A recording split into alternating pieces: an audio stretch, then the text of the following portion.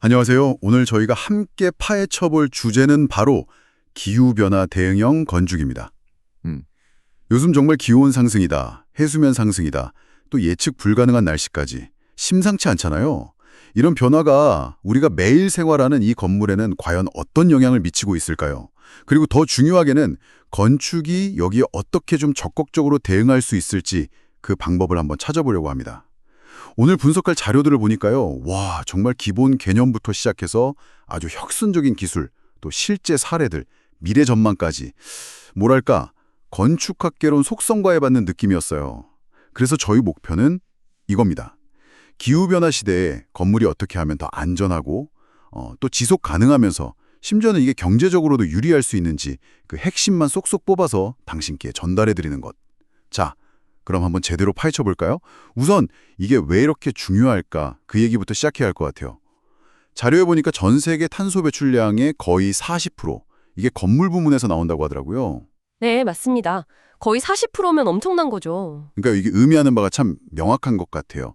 건물이라는 게 기후변화의 어떤 주요 원인 제공자이면서 동시에 또 그 기후변화로 인한 극한 날씨나 자연재해의 직접적인 피해자이기도 하다는 거잖아요. 바로 그 지점입니다.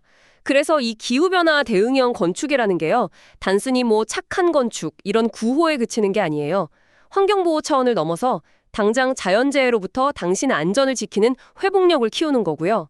또 장기적으로는 냉난방비 같은 에너지 비용을 확 줄여서 경제적으로도 이득을 주는 상당히 현실적인 접근법이라고 할 수 있습니다. 아, 단순히 견디는 걸 넘어서는 거군요. 그렇죠. 변화하는 환경 속에서 더 안전하고 더 나은 삶을 가능하게 하는 열쇠, 그 정도로 볼 수 있겠습니다. 잔류해 보니까 핵심 설계 원칙들도 몇 가지 나오던데요. 그중에서 패시브 디자인이라는 게 좀 눈에 띄었어요. 아, 패시브 디자인이요? 네. 이게 건물의 방향이라든지 단열 성능, 차양 이런 기본적인 요소만 잘 활용해도 기계 설비 없이 자연 에너지로 냉난방 효율을 높이는 방식이라고요. 네, 맞습니다. 아주 정확해요. 비유하자면 우리가 계절 바뀔 때마다 옷을 좀 다르게 입잖아요. 그런 거랑 비슷하다고 보시면 됩니다. 건물 자체의 디자인으로 에너지 효율을 극대화하는 거죠. 어허, 이해가 확 되네요. 옷 입는 거랑.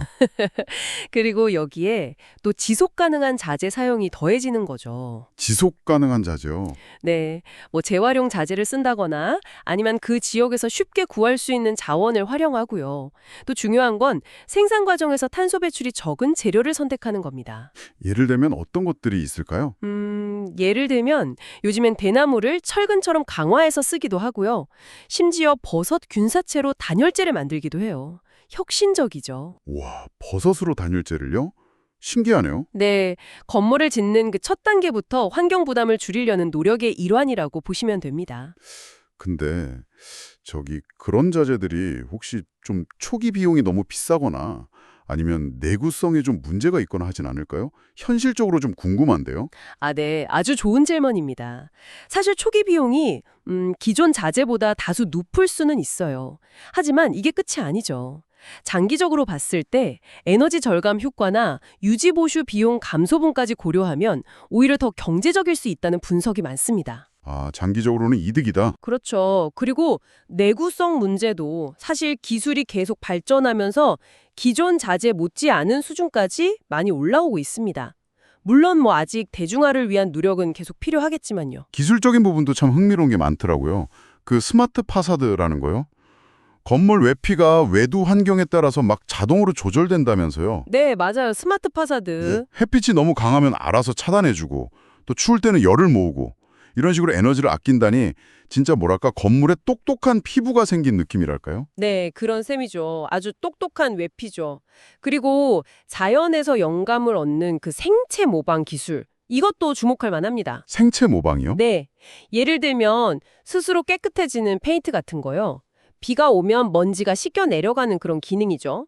아니면 연잎 표면처럼 물방울이 스며들지 않고 또르르 굴러가게 하는 코팅 기술 같은 것들? 와, 이런 것들이 실제로 지금 적용되고 있어요. 수백만 년 동안 자연이 찾아낸 가장 효율적인 방식을 건축에 접목하는 겁니다. 듣고 보니 정말 대단하네요. 실제 사례를 보면 이게 더 와닿을 것 같은데요. 그렇죠. 일본 후쿠오카에 있는 아크로스 후쿠오카 빌딩. 여기는 건물 전체가 마치 거대한 녹색 계단식 정원처럼 생겼다고 하던데 네, 맞아요. 그 빌딩 유명하죠. 15개층에 걸쳐서 계단식 옥상 정원을 조성했는데 이게 도심 열섬 현상을 완화하는 데 아주 큰 역할을 한다고 합니다. 정말 도시에 그런 건물이 있으면 좋겠네요. 그리고 호주 시드니에 원 센트럴 파크라는 건물도 있어요. 여기는 아예 건물 벽면 전체에 수직 정원을 만들었고요. 또 거대한 태양광 반사판을 설치해서 건물 구석구석까지 자연채광이 닿도록 유도합니다. 와, 수직 정원에 반사판까지. 네, 이런 사례들은 단순히 그냥 보기 좋고 멋진 디자인을 넘어서 실제 환경 문제 해결에 기여하고 있다는 점에서 의미가 크죠. 특히 저는 그 극한기후에 적용한 사례가 정말 인상 깊었어요. 니제르의 니아메 2000주택단지. 거기는 뭐 50도가 넘는 더위가 일상이라면서요. 네, 맞습니다. 사하라 사막 남쪽 지역이니까요. 그런데 그런 곳에서 현지 흙으로 만든 벽돌이랑 그 바람길을 고려한 중정 설계, 이런 비교적 단순한 방법만으로도 냉방 효과를 얻었다는 점이 참 놀랍더라고요. 바로 그 사례가 아주 중요한 점을 시사합니다. 기후변화 대응에는요, 각 지역의 고유한 기후 조건과 또 쉽게 구할 수 있는 자원을 고려한 그런 맞춤형 해법이 필수적이라는 거죠. 그러니까 첨단 기술만이 능사는 아니다. 그렇죠. 꼭 비싼 첨단 기술만 고집할 필요는 없습니다.